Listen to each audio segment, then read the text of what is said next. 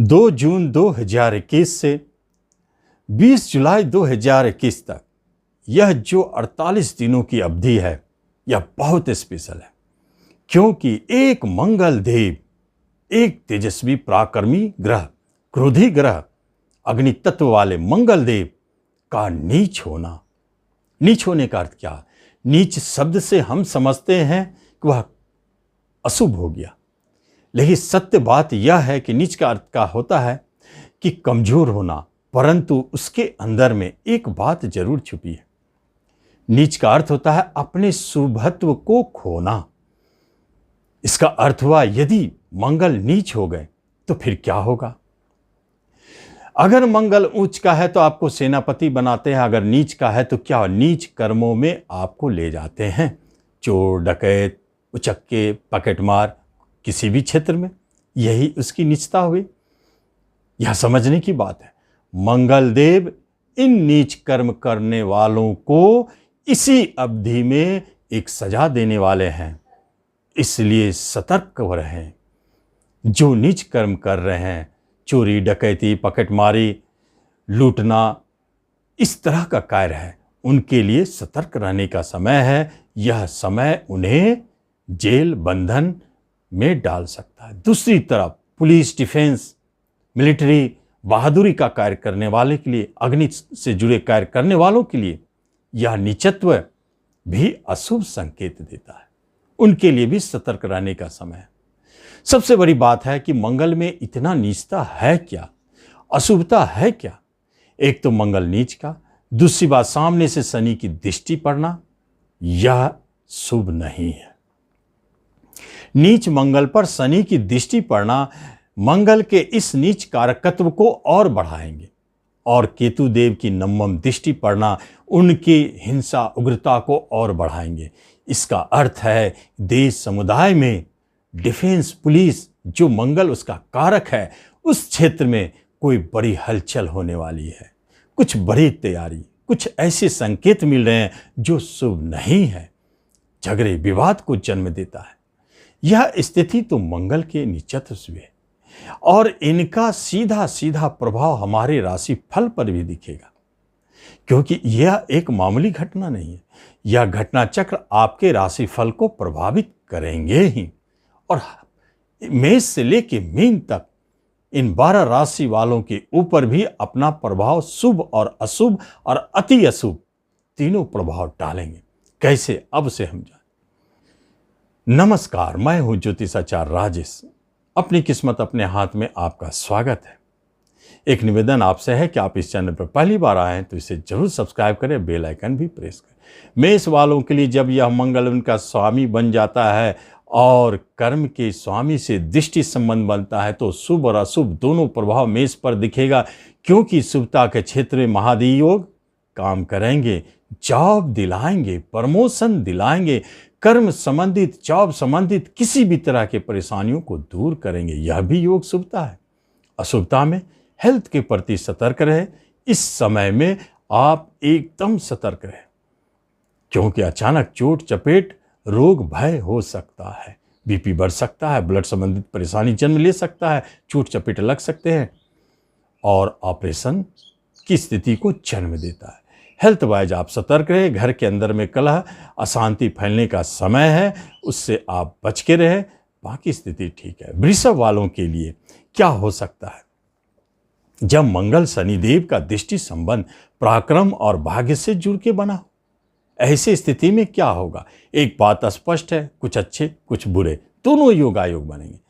बुरे संकेत में क्या है? विदेश जाने का योग भंग होता है, यात्राएं छोटी छोटी होगी लेकिन सफल नहीं होंगे, परंतु विवाह के लिए अच्छे योग को जन्म देते हैं। अपने पराक्रम से विवाह होना, प्रेम विवाह होना, पराक्रम इस वर्ड को जन्म देता है। विवाह के लिए ऐसे बात संपन्न हो सकते हैं।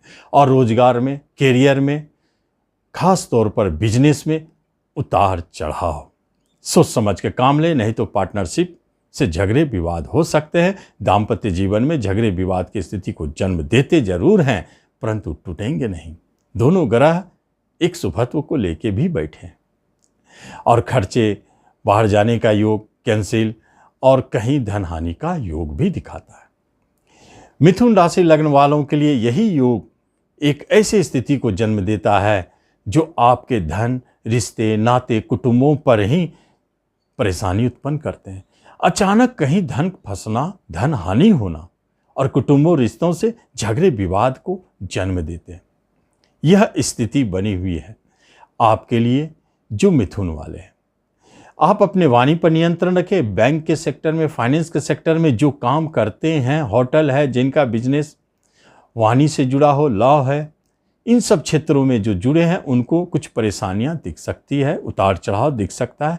वहाँ सावधानी रखें, अपने क्रोध पर नियंत्रण रखें, अपने वाणी पर नियंत्रण रखें, सब ठीक ठाक रहेगा। लेकिन वही कर्क राशि लग्न वालों के लिए मस्तक पर बना हुआ यह योग, मंगलदेव नीच का मस्तक पर, कभी कभी उल्टा आप सोचना भी शुरू कर सकते, गुस्सा काफी तेज उठेगा, शनि का हवा मिल रहा है, कुछ ऐसे कार्य कर बैठेंगे जो आपके लिए ही अनिष्टकारी हो। योग कारकत्व का प्रभाव दिखेगा। खासतौर पर रोजगार के क्षेत्र में आप अपने पराक्रम से रोजगार को पाएंगे, बुद्धि से रोजगार को पाएंगे। कर्म रोजगार के क्षेत्र में सफलता देने वाला है, बिजनेस के क्षेत्र में उतार चढ़ाव दिखाने वाला है। और विवाह का योग यदि बनता है तो प्रेम विवाह का योग प्रबल बनता है। यहाँ स्थिति ये है। शेयर सट्टों से सावधान रहें, लेकिन परेशानियों के उपरांत लाभ दे देगा।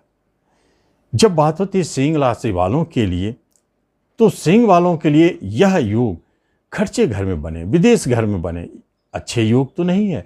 बिजनेस में धनहानि का योग, फंसना, बिजनेस में संभल कर रहें। दाम्पत्य जीवन में झगड़े विवाद को जन्म दे रहे हैं। साथ साथ में पिता की तरफ से कोई परेशानी, हानि, माता की तरफ से कोई परेशानी, टेंशन, कोई प्रॉपर्टी का फंसना या प्रॉपर्टी संबंधित कार्यों में धोखा होना, धन की हानि होना, और कहीं न कहीं आपके धन चोरी और खर्च बहुत अधिक रहेंगे। सावधानी पूर्वक चलें। और कन्या वालों के लिए यही योग तो लाभ देने वाला साबित होता है, क्योंकि लाभ घर में बैठे मंगलदेव नीच के जरूर है, लेकिन कुछ ऐसे कार्यों से आपको लाभ की प्राप्ति होगी जब आपका दिल कहेगा यह ठीक नहीं था। परंतु बड़े भाई बहनों से झगड़े विवाद के योग है। कोई ऐसी अभिलाषा आपके अंदर छुपी हुई थी जिसका इस समय प्रकट होना, और वह आपके फेवर में नहीं है। कुछ ऐसे लोगों का इस समय में मिलना जो आपको निराशा दे सकता है। एजुकेशन में परेशानी, टेंशन, और साथ साथ में किसी तरह के ऋण आपको परेशान कर सकते हैं, शत्रु बाधा पहुंचा सकते हैं। आप उनसे अलर्ट रहें। संतान की तरफ से कोई अशुभ समाचार मिल सकता है। शेयर सट्टों में बच के रहें। तुला राशि लग्न वालों के लिए यही योग कर्मस्थान पर बने हैं और धन से जुड़े हुए बहुत जबरदस्त योग है। यहाँ नीच का मंगल क्या करेगा? आपको तो धन देना है, धन दिलाएंगे, चाहे जिस तरह हो। आपके धन फंसे हुए हैं, आप उसे बाय फोर्स लेने गए और लेके आए, ऐसे योग को जन्म देते हैं। योग कारक मंगल, आपके मंगल, योग कारक शनि आपके मंगल को हवा दे रहे हैं। इसका अर्थ है कर्म रोजगार में भी सफलता, प्रॉपर्टी संबंधित कार्यों में सफलता, एजुकेशन शिक्षा में कोई ऐसे योग आ जाना, ऐसी कुछ न्यूज़ मिलना जो आपके लिए लाभदायक हो, सफलता का संकेत है। और इस अवधि में अनायास विवाह भी योग बन सकते हैं, विवाह की बात हो सकती है। दाम्पत्य जीवन में मधुरता है बनी हुई। जब वृश्चिक राशि लग्न वालों की बात होती है तो यह योग भाग्य स्थान से जुड़े हैं। पिता की तरफ से कष्ट परेशानी का संकेत है। शत्रु, गुप्त शत्रु आपको परेशान कर सकते हैं। किसी तरह का मुकदमा झगड़ा है, भले आपके फेवर में जाए लेकिन आपको टेंशन दे के जाएंगे। कोई ऋण आपके ऊपर काफ़ी परेशान कर सकता है। और साथ साथ में कुछ यात्राएं होगी जो आपके लिए कष्टकारी और परेशानी उत्पन्न करने वाला है। प्रॉपर्टी संबंधित कार्यों में थोड़ा सतर्क रहे। गुरु कृपा से बचे हुए जरूर है, फिर भी उलझन परेशानी आ सकते हैं। प्रॉपर्टी से जुड़े हुए कार्य करने वालों को सतर्क होकर रहना चाहिए। शरीर पर ध्यान दें, अचानक रोग का भय है। धनु राशि लग्न वालों के लिए यह अष्टम और धन भाव का यह कनेक्शन ठीक नहीं है। खर्चे को जन्म देते हैं, आपके हानि को जन्म देते हैं। जो धनी वाले शेयर सट्टों से जुड़े हैं उनको वहाँ बड़े हानि का संकेत देते हैं। संतान की तरफ से कुछ ऐसे न्यूज आएंगे जो मन को दुखी करेगा। संतान की तरफ से अच्छे संकेत नहीं है। जो बच्चे जन्म ले रहे हैं वह कुछ परेशानी और कष्ट दे करके आ रहे हैं। साथ साथ में फिर भी कहीं न कहीं से कोई धन की प्राप्ति का संकेत है।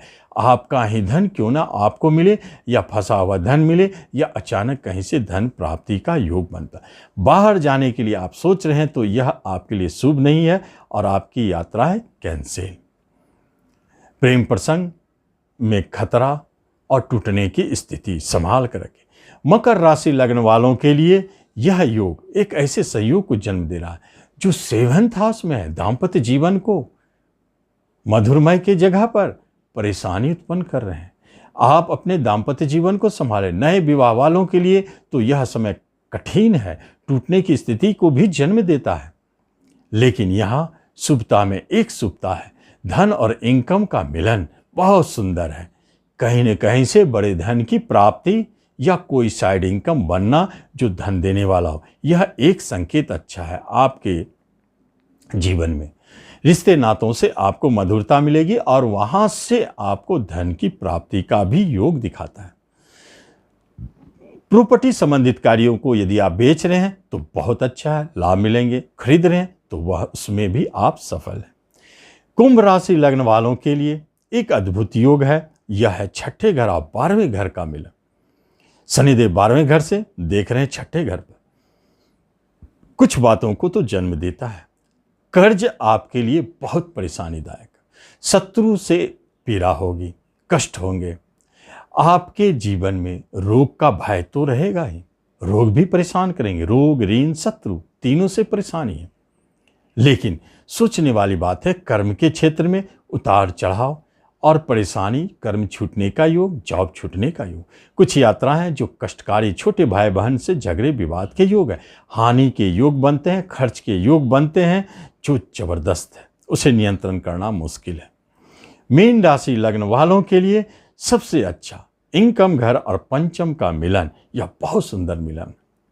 इनकम और धन का कनेक्शन बना है, एक संकेत है मीन वालों के लिए। इस माह में जहां से भी हो धन आने के प्रबल योग है। आपके अपने धन हो, फंसे हुए धन हो, या अनायास कहीं से धन प्राप्ति का योग। यदि आप शेयर मार्केट से जुड़े हैं तो बहुत बड़े लाभ कमाने जा रहे हैं शेयर मार्केट से। लॉटरी, जुए, सट्टे से अचानक धन योग प्रबल हो रहे हैं। संतान की तरफ से गुड न्यूज, अच्छे संकेत, प्रेम प्रसंग मधुरमय, साथ साथ में आपके कुटुंब रिश्तों से अच्छे बनाओ। लेकिन एक बात है, पिता की तरफ से कष्ट, भाग्य कहीं धोखा दे सकता है। धर्म कर्म के क्षेत्रों में मन नहीं लगेगा। इन सब स्थितियों को जन्म देता जरूर है, तनाव टेंशन को बढ़ाता है इन सब क्षेत्रों से। फिर भी मीन वालों के लिए धनदायी और लाभदायक समय रहेगा। तो इस तरह हम देखते हैं मंगल जब अपने नीच राशि में गए तो उनका नीचत्व का प्रभाव क्या होता है और वह किस तरह आपके राशि मंडल को प्रभावित करते हैं, आप उसका लाभ लेंगे। लेकिन यदि मंगल अत्यधिक परेशान करे तो बहुत अच्छा है, आप 2 उपाय को याद रखें। पहली उपाय है कि आप हनुमान चालीसा 7 बार पढ़ें या हनुमान जी के मंदिर में जाके बूंदी का भोग हर एक मंगलवार को लगाएं। इससे आप निकल जाएंगे, मुसीबत से बचेंगे। शनि और मंगल का दोहरा स्वभाव, दोहरा प्रभाव, हनुमान जी ही उनसे बचाएंगे। तो आप इसका लाभ लें। धन्यवाद।